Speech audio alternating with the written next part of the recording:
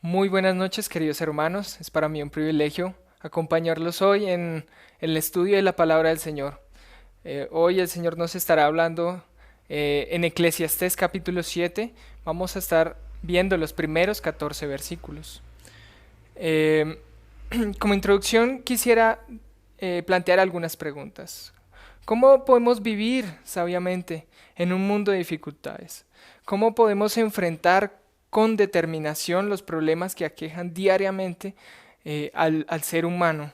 Como creyentes, ¿cómo podemos ser esa luz en medio de las tinieblas, en medio de nuestra sociedad? ¿Y cómo encontrar esperanza ante las diferentes pruebas? Eso es lo que hoy nos estará hablando el autor de Eclesiastés, que concluye la anterior sección con lo siguiente. Leamos en Eclesiastés capítulo 6 versículo 12.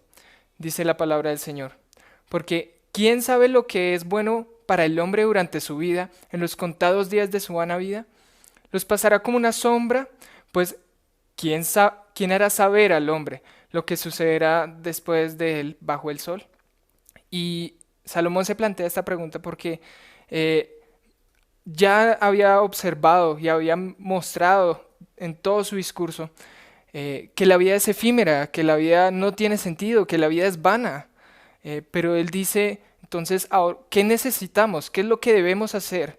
Y él a continuación pasa a proporcionar una serie de enseñanzas y consejos para la vida y utiliza la palabra mejor para contrastar con lo que no deberíamos estar haciendo en nuestra vida diaria. También nos presenta dos personajes, el justo y el bueno, que realizan eh, o actúan de formas contrarias y nos dan ejemplo de lo que deberíamos hacer y de lo que no deberíamos hacer. Les invito a que oremos. Señor, gracias Padre por este día y gracias por el privilegio que nos das de estudiar tu palabra. Te necesitamos, Señor, para que tú dirijas este tiempo, Señor, y que tú seas glorificado en todo. Gracias, Padre, porque nos muestras que en medio de las dificultades podemos confiar en ti y queremos agradarte en nuestra vida, así como hoy lo enseña Salomón. Eh, Te rogamos esto en el nombre de tu Hijo amado, Señor Jesucristo. Amén. Les invito a que ahora abramos nuestras Biblias en el capítulo 7 de Eclesiastés y vamos a leer versículos 1 al 14. Dice la palabra del Señor. Mejor es el buen nombre que el buen ungüento, y el día de la muerte que el día del nacimiento. Mejor es ir a la casa de luto que ir a la casa del banquete, porque aquello es el fin de todo hombre, y al que vive lo hará reflexionar en su corazón. Mejor es la tristeza que la risa, porque cuando el rostro está triste, el corazón puede estar contento. El corazón de los sabios está en la casa del luto, mientras que el corazón de los necios está en la casa del placer.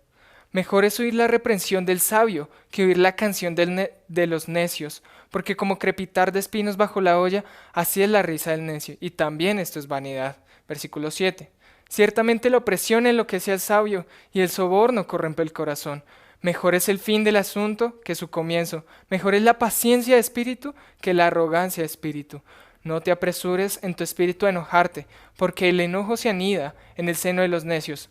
No digas, ¿por qué fueron los días pasados mejores que estos? Pues no es sabio que preguntes sobre esto. Versículo 11. Buena es la sabiduría con herencia y provechosa para los que ven el sol, porque la sabiduría protege como el dinero protege. Pero la ventaja del conocimiento es que la sabiduría preserva a la vida de sus poseedores. Considera la obra de Dios, porque ¿quién puede enderezar lo que él ha torcido? Alégrate en el día de la prosperidad y en el día de la adversidad considera. Dios ha hecho tanto el uno como el otro, para que el hombre no descubra nada que suceda después de él. El versículo 1 nos proporciona o nos propone una comparación entre un hombre que tiene una buena reputación, tiene un buen nombre y una persona, y un perfume costoso. El perfume era muy importante para la tradición judía, era de gran importancia, con esta se ungían a los sacerdotes, se utilizaba para la preservación de cuerpos, de cadáveres. Con estos perfumes, por ejemplo, se les dio, los reyes magos le dieron a Jesús estos presentes. También, eso lo vemos en Mateo 2:11. O también María ungió los pies de Jesús con un perfume costoso, como lo dice Juan 12:3.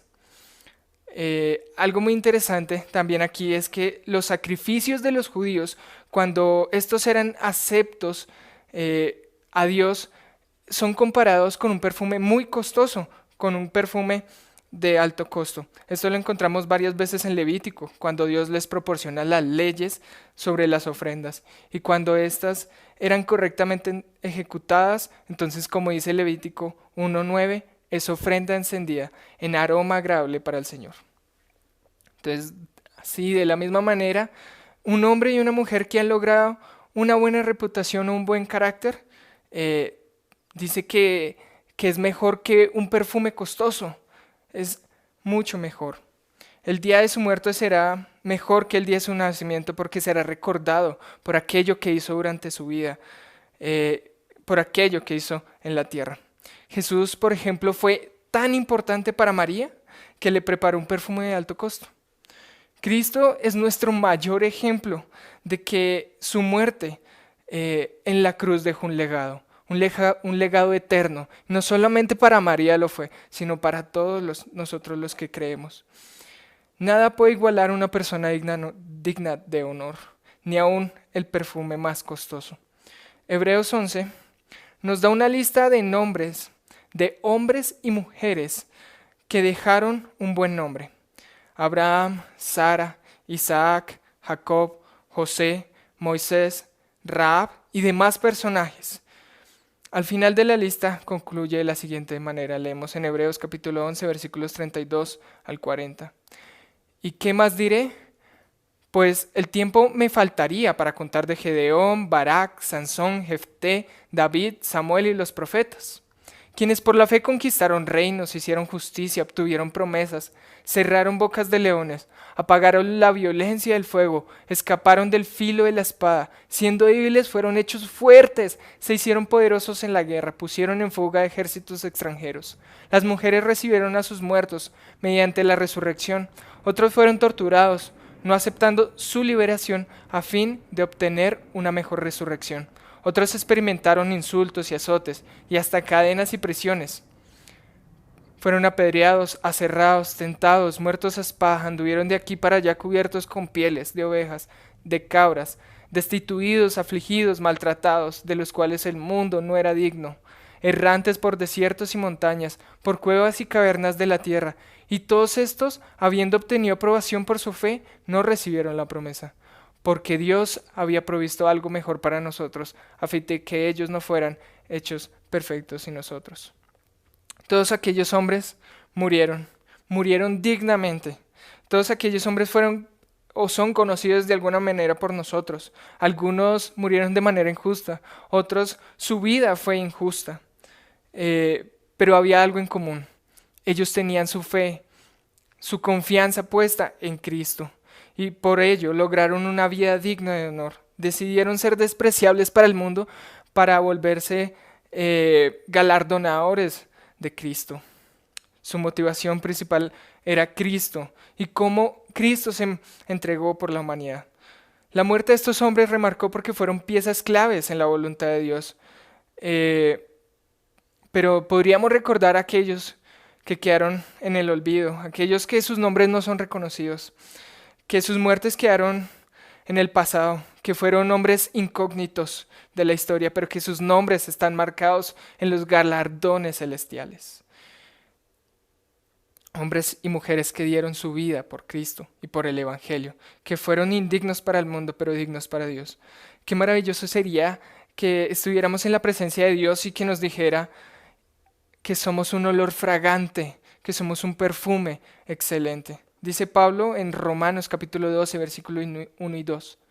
Por tanto, hermanos, les ruego por las misericordias de Dios que presenten sus cuerpos como sacrificio vivo, santo, aceptable a Dios, que es el culto racional de ustedes. Y no se adapten a este mundo, sino transfórmense mediante la renovación de su mente, para que verifiquen cuál es la voluntad de Dios, lo que es bueno y aceptable y perfecto.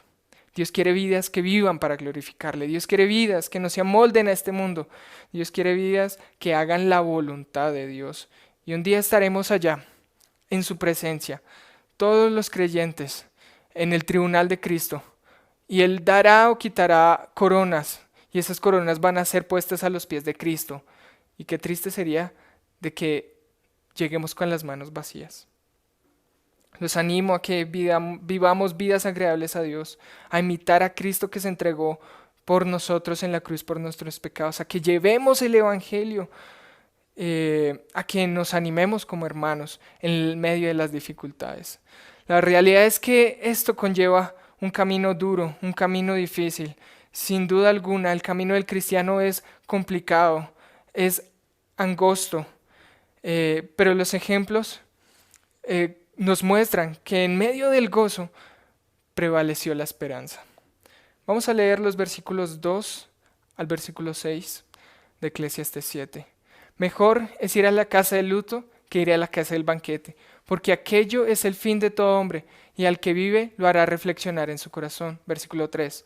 Mejor es la tristeza que la risa, porque cuando el rostro está triste, el corazón puede estar contento. El corazón de los sabios está en la casa del luto, mientras que el corazón de los necios en la casa del placer. Versículo 5. Mejor es oír la represión del sabio que oír la canción de los necios, porque como crepitar de espinos bajo la olla, así es la risa del necio, y también esto es vanidad. Pero el pasaje nos propone dos escenarios, uno un funeral y otro un banquete. En la Nueva Traducción dice fiesta, un lugar de fiesta. ¿Cuál es el lugar en que quisiéramos estar? ¿Uno de risas, uno de banquete, de comida? ¿O preferiblemente un lugar donde hay tristeza, donde hay luto? La realidad es que preferimos esos momentos en donde hay gozo, pero la realidad es que estas cosas son pasajeras. El escritor y periodista reconocido Juan Gosaín mencionó lo siguiente: una de las cosas que más hace infelices a las gentes es la obsesión de ser felices. ¿Por qué el ser humano tiene que pasar por estas situaciones? ¿Por qué Dios permite el sufrimiento en el hombre? ¿Acaso que Dios, que creó todas las cosas, también diseñó como parte de la vida del ser humano el sufrimiento? Para contestar estas cuestiones tenemos que remontarnos hasta Génesis. En Génesis capítulo 1 vemos que Dios crea al hombre y a la mujer a su imagen. Y le da dominio y le da unas herramientas para que él pueda vivir plenamente. Dios les dio las herramientas al ser humano para vivir plenamente. El hombre perdió este privilegio al pecar y desobedecer a Dios y buscar ejercer dominio a su propia manera. Luego del pecado relatado en Génesis 3 de tomar el fruto que no debían, que no les era lícito comer, Dios les da el juicio determinado para todo género humano. Leemos en Génesis capítulo 2, versículo 16 al 19. A la mujer dijo: en gran manera multiplicaré tu dolor en el parto. Con dolor darás a luz a los hijos. Con todo tu deseo será para tu marido, y él tendrá dominio sobre ti. Entonces el Señor dijo a Adán: por cuanto has escuchado la voz de tu mujer y has comido del árbol del cual te ordené, diciendo no comerás de él, maldita será la tierra por tu causa. Con trabajo comerás de ella todos los días de tu vida.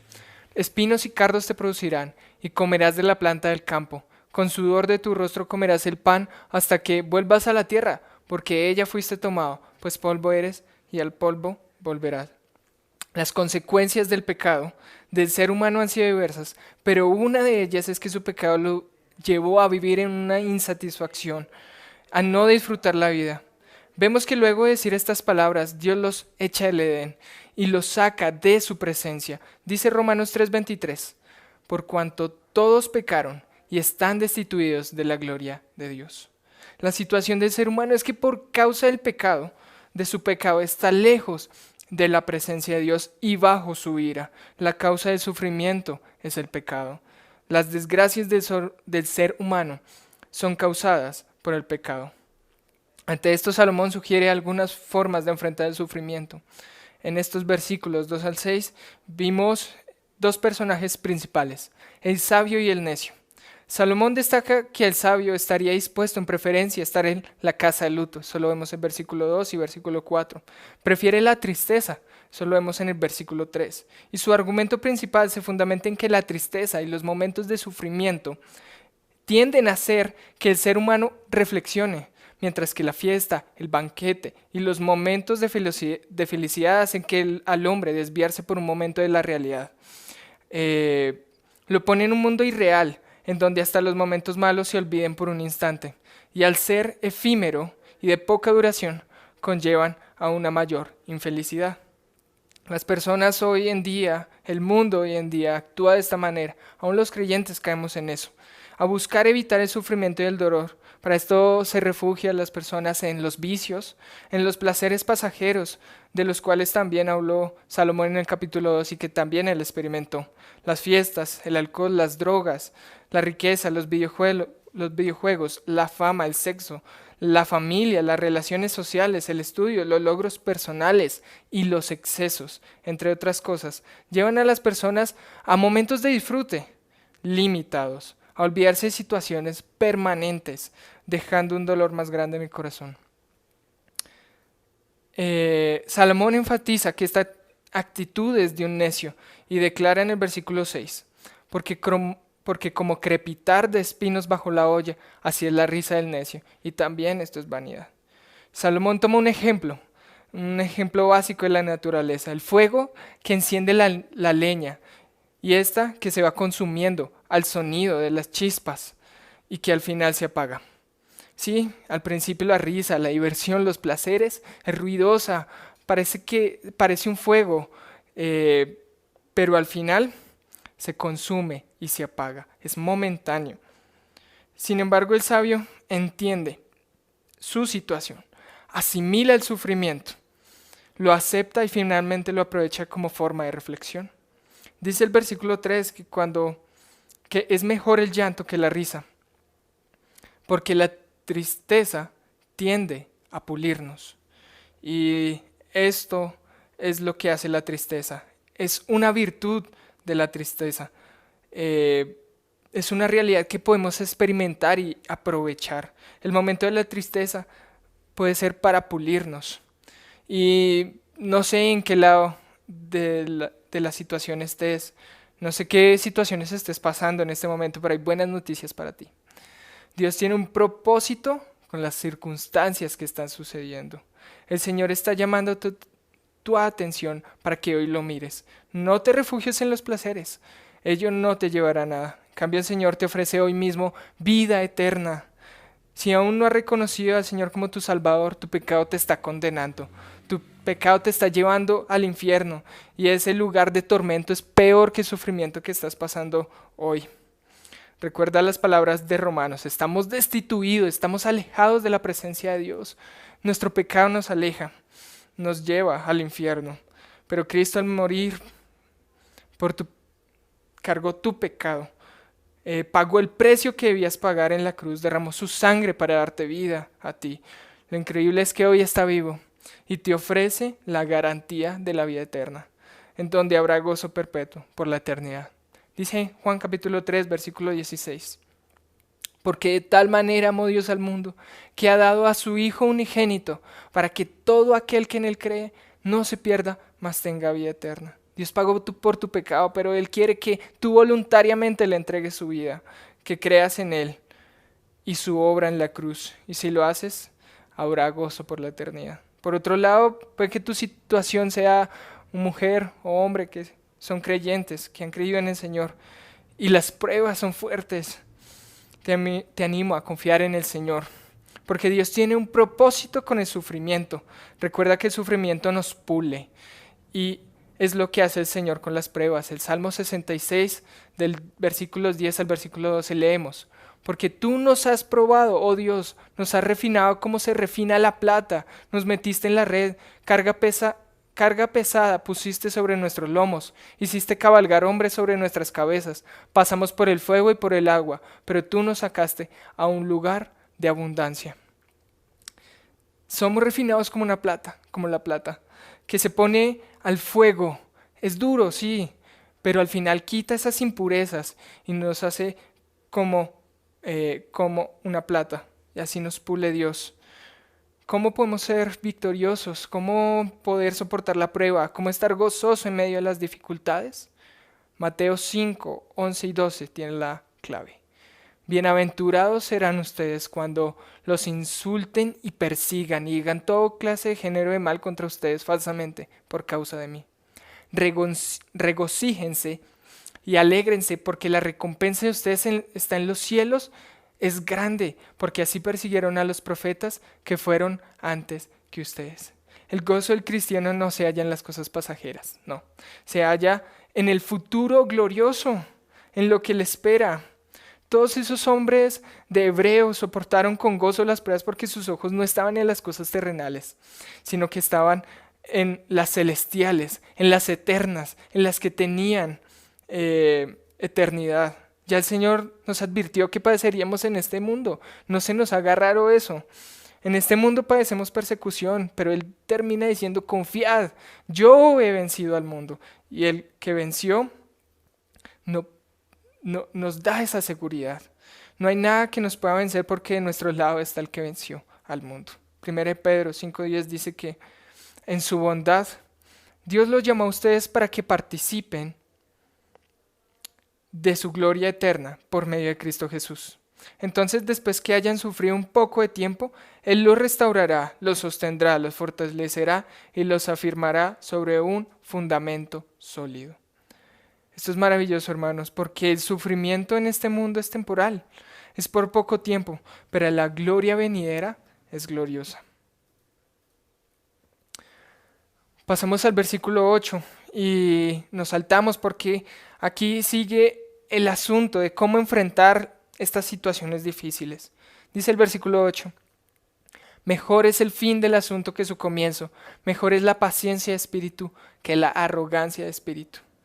Esta primera frase del versículo 8 me hace recordar las palabras de Pablo en 2 de Timoteo capítulo 4, versículo 7.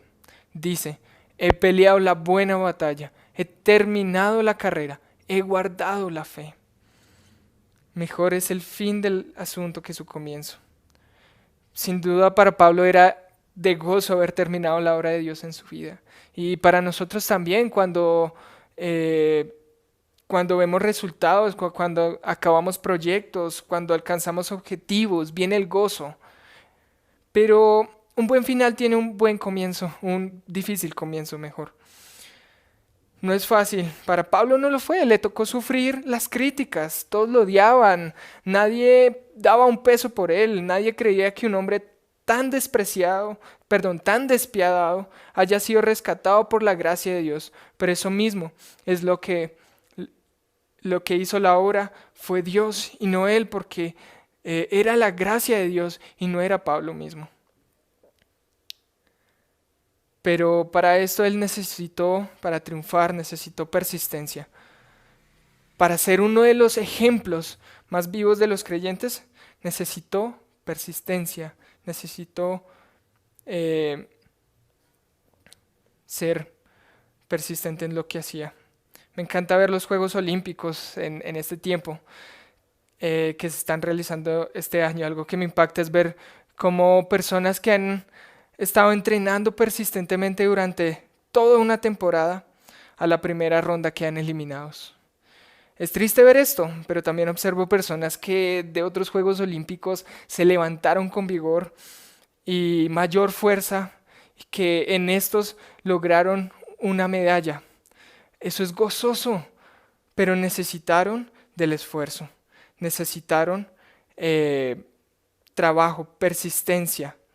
Pablo, pensando también en los deportistas, concluyó lo siguiente en 1 Corintios 9:24.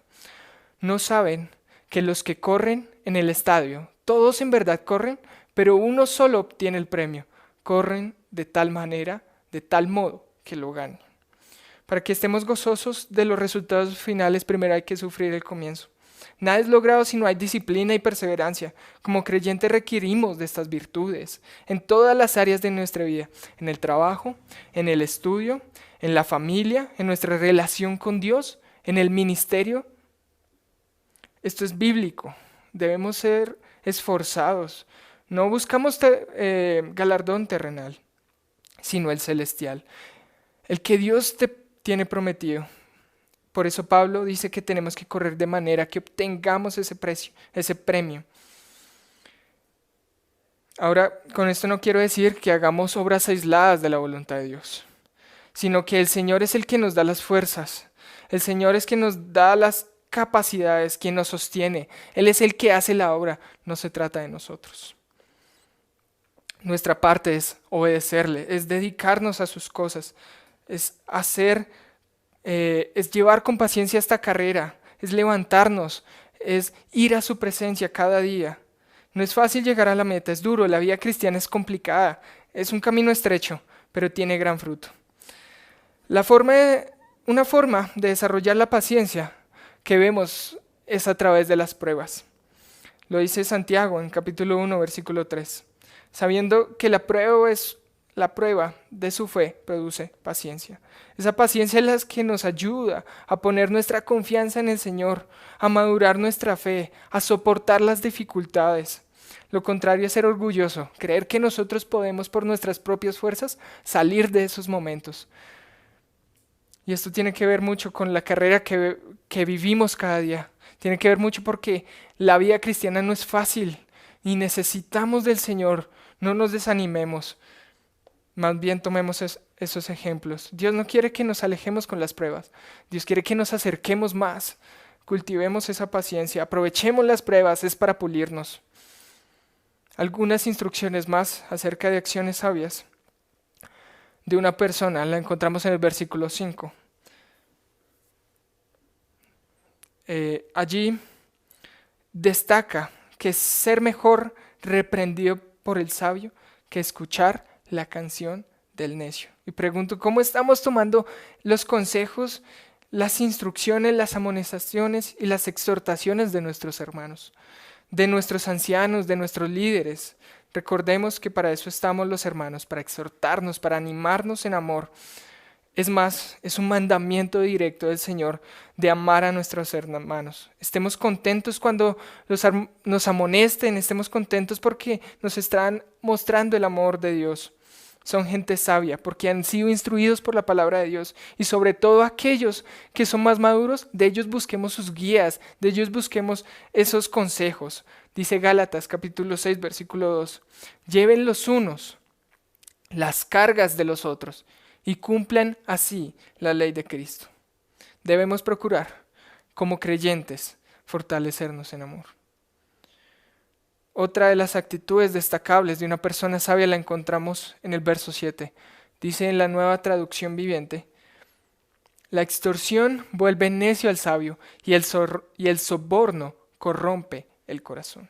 Una persona sabia no oprime a otros, no acepta el soborno. Recordemos que la sabiduría es aquella virtud humana según la cual el hombre es capaz de tomar decisiones correctas.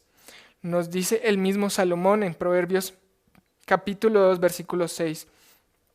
Porque el Señor da la sabiduría, de su boca viene el conocimiento y la inteligencia.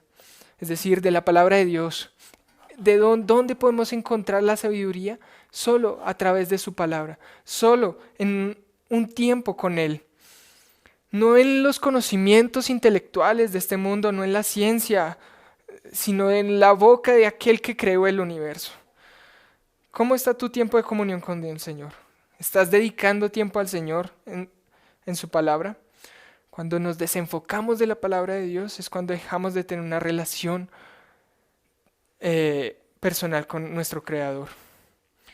No solo el soborno puede ser el problema, no solo la parte monetaria. Por ejemplo, Salomón, un hombre tan sabio, dejó de ser sabio, como lo decía el versículo 7.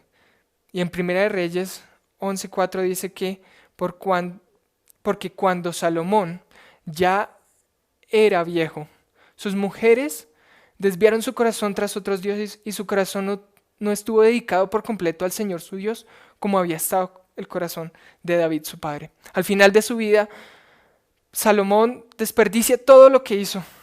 Su sabiduría se fue. ¿Por qué? Porque decidió desobedecer al Señor. Decidió dejar esa relación con Él. Y las mujeres llevaron su vida al caos. La consecuencia de su pecado fue grave, tanto que Dios dividió el país en dos. La verdad es que una persona que se aleja del Señor, cuando deja su comunión con el Señor, deja de leer la Biblia, deja de tener tiempos de oraciones, deja su relación con el Señor. Por más sabio que sea, puede volverse un necio. Puede que la ambición del dinero esté dañando tu corazón, tal vez otras cosas. Tal vez los placeres mundanos de los que hablamos anteriormente.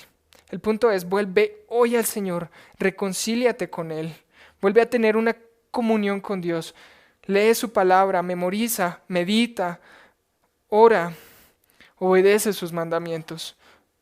¿Cómo está tu relación hoy con Dios? Hemos visto hasta ahora que una persona sabia dedica su vida a las cosas celestiales, entiende el sufrimiento y los propósitos de Dios. Una persona sabia acepta la exhortación y una persona sabia no pierde su contacto con la sabiduría. Seguimos leyendo en el versículo 9. Dice la palabra del Señor: no te apresures en tu espíritu a enojarte, porque el enojo se anida en el seno de los necios. Otra actitud del necio, del cual no deberíamos estar aprendiendo, es que es orgulloso. Se tiende a airar apresuradamente. Esto mismo nos exhorta Santiago 1, 19 al 20. Dice: esto lo saben, mis amados hermanos, pero que cada uno sea pronto para oír, tardo para hablar, tardo para la ira. Pero pues la ira del hombre no obra la justicia de Dios. No nos, no nos dice que no nos airemos, sino más bien que seamos tardos en airarnos. Dios nos da el mejor ejemplo y lo da con Israel, un pueblo rebelde, pero Dios no se aira fácilmente, sino que tiene paciencia para con ellos. Espera pacientemente a que se arrepientan, pero al final no lo hacen. Su corazón está desviado y Dios manda juicio sobre ellos. Lo increíble es que no deja ahí, sino que la ira de Dios es restauradora de alguna manera. Él restaura a Israel y un día él les prometió ser de nuevo una nación, un pueblo para su gloria. La escena final es una nación restaurada, amada y perdonada. La ira del hombre no obra la justicia de Dios, es contrario, no busca la justicia de Dios, no busca la restauración y tiende a llevar rencores. Dice la Nueva Traducción Viviente en ese mismo versículo: controla tu carácter. ¿Cómo es tu carácter con los demás? ¿Tiendes a ser rencoroso? ¿Tienes tendencia a enojarte fácilmente? Hay que controlar el carácter. Cada vez que te aires te invito a pensar si eso obra la justicia de Dios, si es justificada, si no es egoísta, sino que restaura la comunión tuya y la de otras personas. Y no dejes que el sol se ponga sobre tu enojo. Resuelve el problema lo más pronto posible. Versículo 10. No digas, porque fueron los días pasados mejores que estos, pues no es sabio que preguntes sobre esto. Como seres humanos tendemos a tener el espejo retrovisor más grande que el vidrio frontal. No está mal mirar al pasado, pero no es sabio quedarse allí.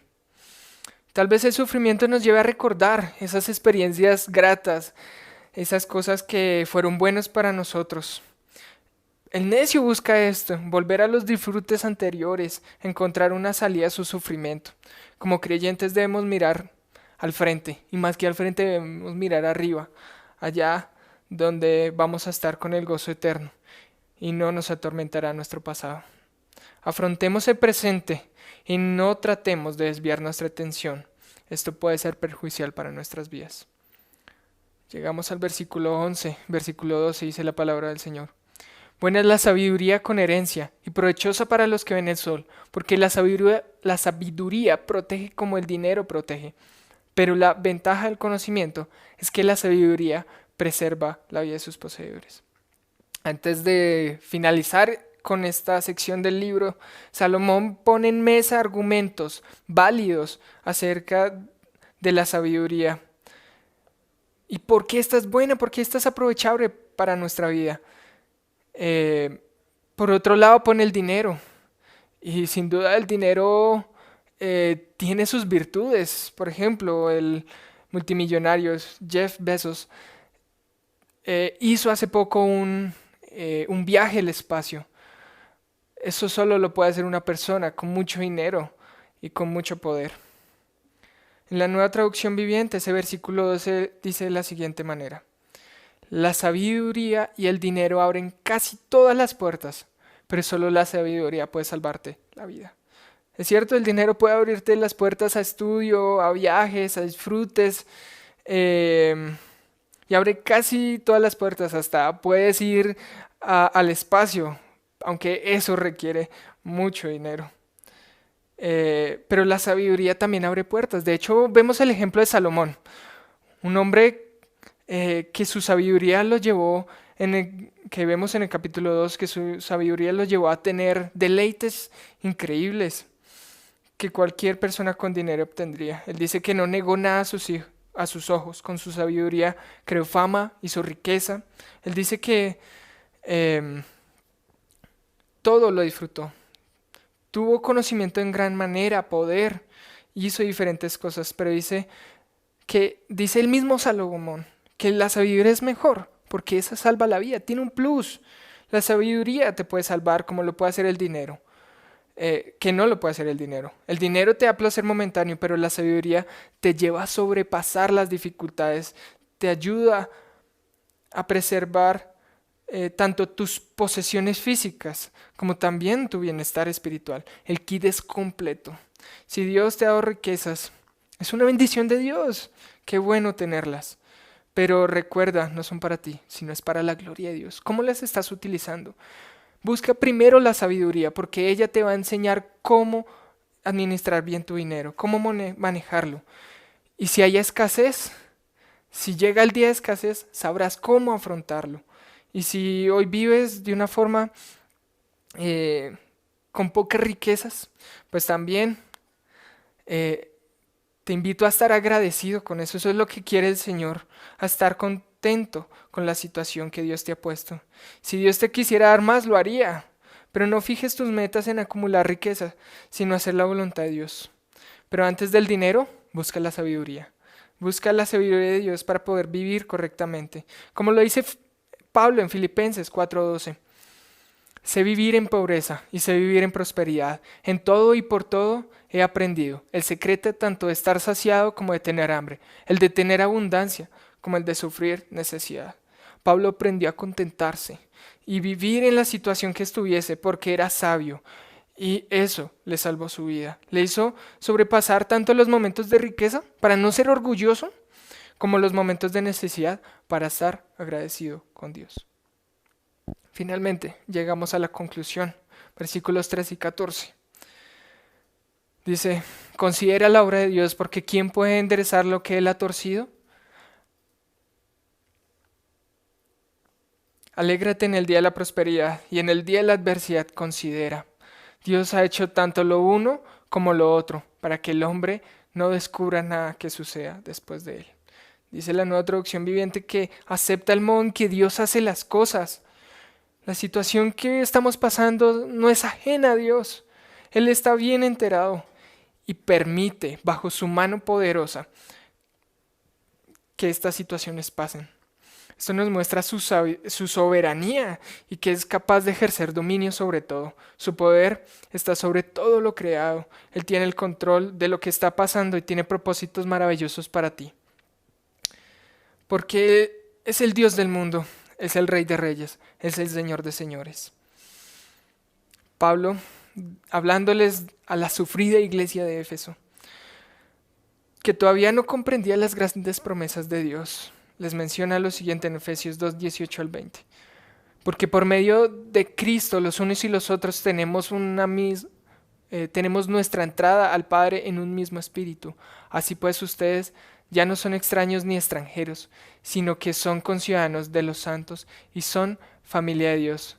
Están edificados sobre el fundamento de los apóstoles y profetas, siendo Cristo Jesús mismo la piedra angular.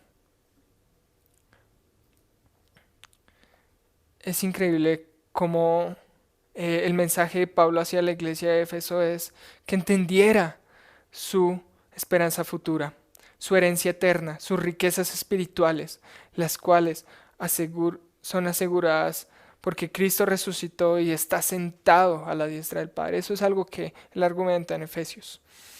Y porque Él vive, nosotros vivimos. Porque Él ya venció, Nosotros ya vencimos y podemos estar confiados en Él, que nos puede ayudar en nuestras luchas, porque en nuestro lado está uno más grande que nuestros problemas. ¿Y quién puede enderezar lo que Él torció? ¿Quién puede alejarnos de las promesas de Dios? ¿Quién nos puede hacer daño? ¿Quién puede contra los hijos de Dios? ¿Quién puede torcer los propósitos de Dios? Lo dice Romanos 8:31 a 39. Les invito a que me acompañen en ese versículo. Entonces, ¿qué diremos a esto? Si Dios está por nosotros, ¿quién estará contra nosotros? El que no negó ni a su propio Hijo, sino que lo entregó por todos nosotros, ¿cómo no nos dará también con Él, también junto con Él, todas las cosas? ¿Quién acusará a los escogidos de Dios? Dios es el que justifica. ¿Quién es el que condena? Cristo es el que murió, sí, más aún el que resucitó, el que además está a la diestra de Dios, el que también intercede por nosotros. ¿Quién nos separará del amor de Cristo? ¿Tribulación o angustia o persecución o hambre o desnudez o peligro o espada? Tal como está escrito, por causa tuya somos puestos a muerte todo el día, somos considerados como ovejas para el matadero. Pero en todas estas cosas somos más que vencedores por medio de aquel que nos amó. Porque estoy convencido de que ni la muerte, ni la vida, ni ángeles, ni principados, ni lo presente, ni lo porvenir, ni los poderes, ni lo alto, ni lo profundo, ni ninguna otra cosa creada nos podrá separar del amor de Dios que es en Cristo Jesús, Señor nuestro. Nada, hermanos, nada nos puede separar de su amor. Qué glorioso. El que está más alto ya venció. Y porque Él venció, nosotros vencemos. Pongamos nuestra fe y nuestra confianza en el Todopoderoso. Tú también puedes ser parte de ese pueblo. Dios no negó a su único Hijo, sino que lo entregó para salvarte.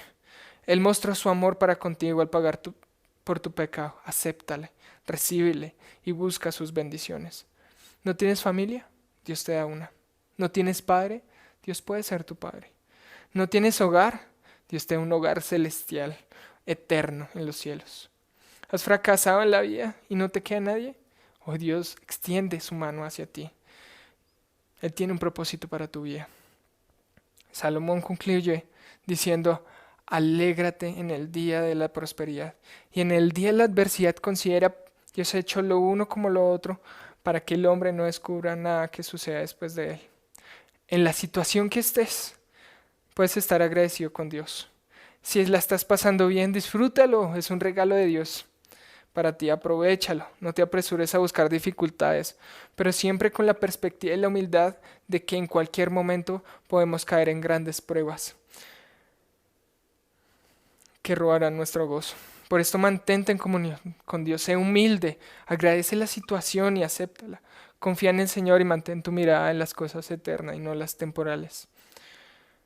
Para ti que estás en pruebas, también agradece por ellas a Dios. Acuérdate que Dios tiene el control de todo eso y tiene propósitos. No te alejes de la fe, aférrate más a sus promesas. Mantén tu mirada en las cosas eternas y no en las pasajeras.